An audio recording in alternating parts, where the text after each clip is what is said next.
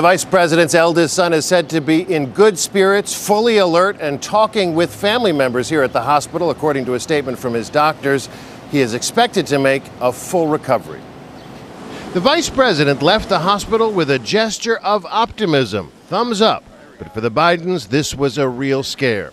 Earlier in the evening, Beau Biden was transferred here to Thomas Jefferson Hospital for further testing and observation. They may have found that there's additional expertise available at a different hospital than the first hospital he was at. Biden checked himself into a Delaware hospital early Tuesday morning with a headache. His father learned the news shortly after appearing on Good Morning America. He immediately cleared his schedule, canceling his lunch with the president to spend all day at his son's bedside. Joe Biden knows better than most how serious this kind of thing can be.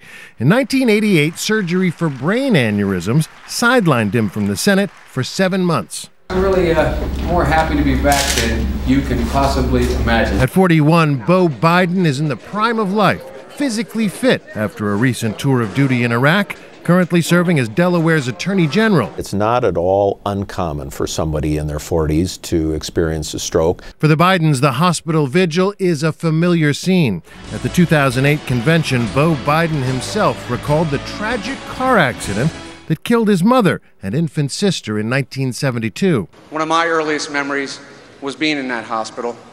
My dad always at our side.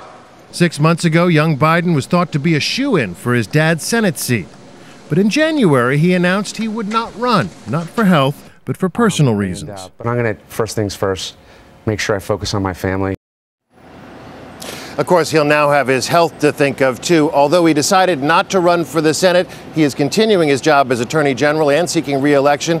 And he's been especially focused on a high-profile child molestation case. And, Robin, a lot of people are wondering whether the stresses of his job may have been a contributing factor here.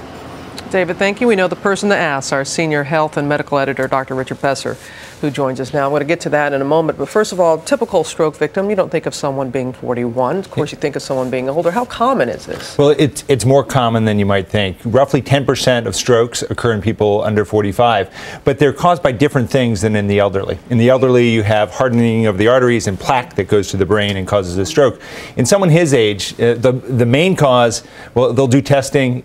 It's unknown. They may not find a reason, but when they do find a reason, it's usually a defect in the heart or a tear in an artery that allows a clot to form. The clot goes to the brain and causes the stroke. You heard David asking about this, and others are too. Just 41 years old. He is in a stressful position. He was in Iraq, served there for a year. Could stress be a factor? Well, you know, it does increase issues in terms of blood pressure. There's nothing that we've heard in terms of his medical history that points in that direction. His father, when he was 45, had an aneurysm in his head. Is that related at all? Well, he had surgery for that. If you have an aneurysm and it ruptures and causes bleeding, that can cause a stroke, but you wouldn't expect a really rapid recovery like we're hearing about here. I think we'll learn more about that today. You have to know more about that until you can say whether or not it's hereditary. That's right. That's right. The classic symptoms. Remind us again, Rich. You know, there's a great way to remember it. It's called FAST. The F is face. Look to see if there's any drooping.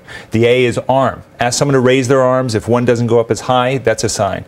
S is slurred speech. If you see any of those, you don't have a lot of time. You have to get to the hospital within 4.5 hours to give that clot-busting drug, which can save a life. Beau Biden complained of a severe headache, and that's why he went to the doctor. How do you know when that headache is the type that you should go seek medical treatment? Worst headache of your life, be seen. Or if you have a headache that has any tingling or any neurologic signs in your body, be seen right away. Good for him for noticing that. That's right. Very important. All right, and expect to make a full recovery. Rich, thanks so much.